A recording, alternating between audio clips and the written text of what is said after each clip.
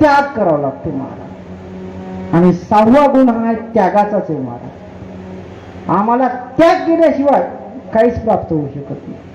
आणि भगवान जो असतो ना, त्याच्याकडे भगवान ज्याला वापरला जातो शब्द, त्यांच्याकडे सगळं असताना सुद्धा एका क्षणात त्याला त्याग करण्याची क्षमता त्यांच्यामध्ये असते. तुम्ही जर याचे एखादं मला उदाहरण दाखला देऊन सांगू शकता का? तसं तुम्हाला एक नाही, मी 1000 दाखले देऊ शकतो.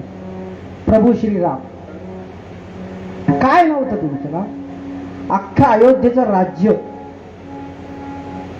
त्यांच्याकडे होतं. त्यांनी तेवढं मोठं ऐश्वर्य संपन्न राज्य फक्त एका वचनासाठी त्याग केला. मला 14 वर्षाचा वनवास स्वीकारला. 14 वर्षाचा वनवास, ते पण कोणा पित्याच्या आज्ञा पण त्यांना झाली नाही. पित्याच्या आज्ञा नसताना सुद्धा फक्त मातेनं अशी त्यांना मागणी केलेली आहे आणि मातेसोबत आपले वडील वचनात अडकून राहिलेले आहेत. म्हणून आपल्याला काय करावं, एवढं सर्व ऐश्वर्य ज्याचा उद्या सकाळी राज्याभिषेक आहे महाराज. पूर्ण गावात त्याची दौंडी पिटलेली आहे, पूर्ण गावात नगर सज्ज झालेलं आहे. उद्या राज्याभिषेकाचा सोहळा आहे आणि त्याच्या हाती तेवढी सत्ता चाललेली आहे. पण एका क्षणाचा विचार नाही केला त्या माणसाने. आणि एका क्षणात मला सांग, फक्त मला आता जायचं कधी तेवढं सांगलं, माझ्याकडे अवकाश किती. एका क्षणात मी हे माझं सर्व राज्य माझ्या बंधूसाठी, माझ्या भावासाठी मी या ठिकाणी सोडून देतो. त्या नाही महाराज.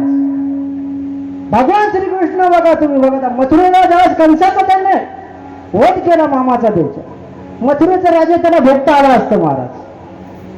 पण भगवान श्रीकृष्णाने सुद्धा मथुरेचं राज्य भोगलं नाही. का?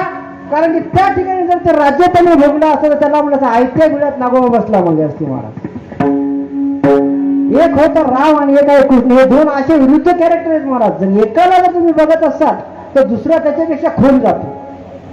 राम हा एका मर्यादेमध्ये, पण श्रीकृष्ण मर्यादेच्या पलीकडे. मर्यादा जर स्वीकारायची असेल तर मला रामाचं चरित्र वाचावं लागत, आणि मर्यादेच्या पलीकडे गोष्टी करायच्या असतील तर भगवान श्रीकृष्णाचं चरित्र बघावं लागत. हे दोन चरित्र एवढे श्रेष्ठ आहे की याच्यामध्ये संपूर्ण आपल्या ब्रह्मांडाचा इतिहास सापडतो आपल्याला.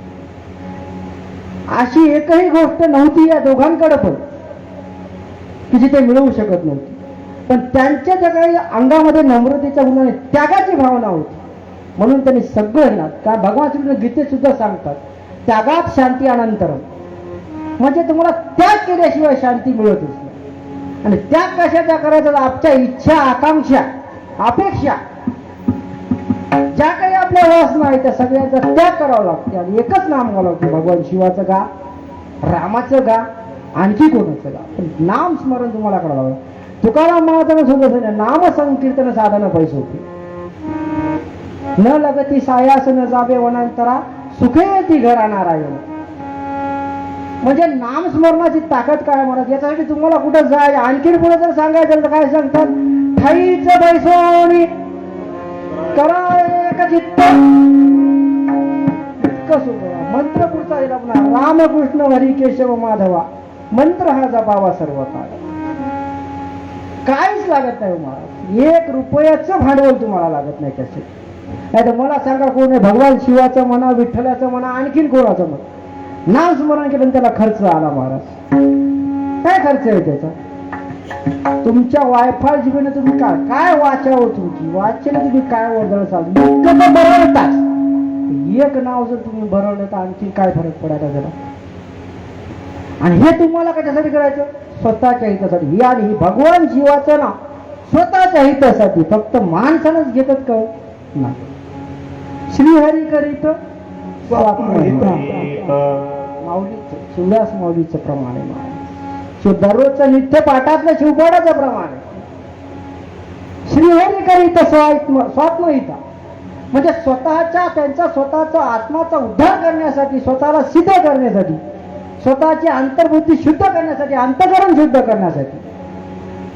श्रीहरी म्हणजे भगवान श्री विष्णू, हे सुद्धा भगवान शिवाचं जप करतात. आणि विष्णूंनी पूजा पण केलेली आहे. कमळ 1000 कमळ त्यांनी भगवान शिवाला अर्पण करण्याचा संकल्प केला होता महाराज. आणि ज्यावेळेस 1 कमळ ज्यावेळेस कमी पडलं होतं ना महाराज, त्यावेळेस त्यांनी स्वतःचा आपला नेत्र काढून भगवान शिवाला अर्पण केला होता.